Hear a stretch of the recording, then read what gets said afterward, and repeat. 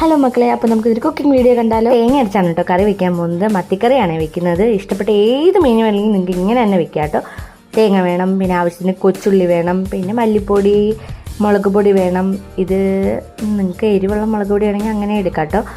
പിന്നെ മഞ്ഞൾപ്പൊടി, കുറച്ച് ഉലുവാപ്പൊടി ഇട്ട് ഞാൻ പിന്നെ കുറച്ച് കുരുമുളക് പൊടി കൂടി ഇടുന്നുണ്ട് കേട്ടോ. പിന്നെ അറിയാൻ ആവശ്യത്തിന് വെള്ളം ഒഴിച്ചിട്ട് നല്ല പേസ്റ്റ് പോലെ അരച്ചെടുക്കുക.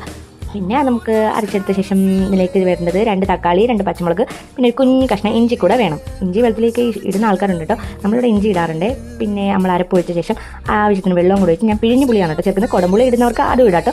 പിന്നെ ആവശ്യത്തിന് ഉപ്പും കൂടി ഇട്ട് മീനെല്ലാം പറക്കിയിട്ട് കൊടുക്കുക. പിന്നെ ഇതിലേക്ക് മാങ്ങയൊക്കെ വേണമെങ്കിൽ ഇഷ്ടമുള്ള മാങ്ങയൊക്കെ ഇടാം കേട്ടോ. അപ്പോൾ ഓരോ സ്ഥലത്ത് ഓരോ രീതിയിലാണ് കറി വെക്കുന്നത്. പിന്നെ നമ്മുടെ രീതിയിലാണ് കേട്ടോ ഞാൻ കാണിച്ചിരിക്കുന്നത്. അങ്ങനെ അടപ്പിൽ തന്നെ വേണം കേട്ടോ മീൻ കറി വെക്കാനായിട്ട്. പിന്നെ ഞാൻ കുറച്ച് കറിവേപ്പില കൂടെ ഇട്ട് കൊടുക്കുന്നുണ്ട് കേട്ടോ. തിളച്ച് കഴിയുമ്പോൾ നല്ല പച്ച വെളിച്ചെണ്ണ കൂടെ ഒഴിച്ച് കൊടുക്കാം. കടുക് വറുത്തിടുന്നവർക്ക് കടുകും കൂടെ വറുത്തിടാം കേട്ടോ. ഞാൻ കടുകൊന്നും വറക്കുന്നില്ലേ. അപ്പോൾ വീഡിയോ ഇഷ്ടപ്പെട്ട ചാനൽ സബ്സ്ക്രൈബ് ചെയ്യാം.